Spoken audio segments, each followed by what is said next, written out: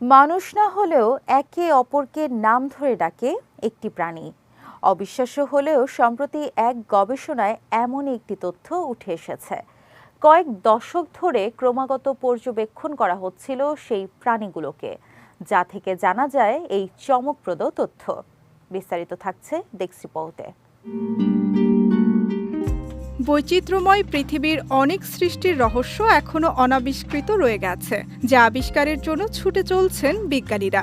সম্প্রতি বিজ্ঞানীদের এক গবেষণায় উঠে এসেছে চমকপ্রদ একটি তথ্য। মানুষ নিজেদের যেভাবে আলাদা নামে ডাকেন, ঠিক তেমনি স্বতন্ত্র ডাকের মাধ্যমে একে অন্যের সঙ্গে যোগাযোগ রক্ষা করতে পারে কেনিয়ার বন্য আফ্রিকান হাতিরা।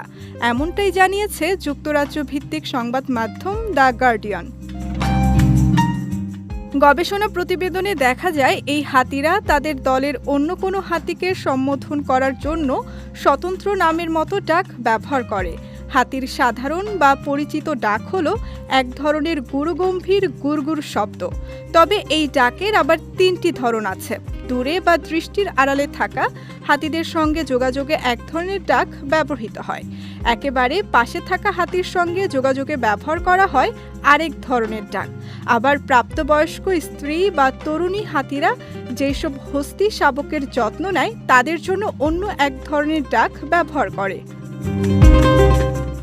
মেশিন লার্নিং মডেল ব্যবহার করে ১৯৮৬ সাল থেকে ২০২২ সালের মধ্যে কেনিয়ায় অ্যাম্বোসিলি ন্যাশনাল পার্ক ও বাফেলো স্প্রিংস রিজার্ভে থাকা বন্য স্ত্রী হাতি ও বাচ্চা হাতির ৪৬৯টি ডাকের রেকর্ডিং পরীক্ষা করে গবেষকরা এমনটি আবিষ্কার করেছেন।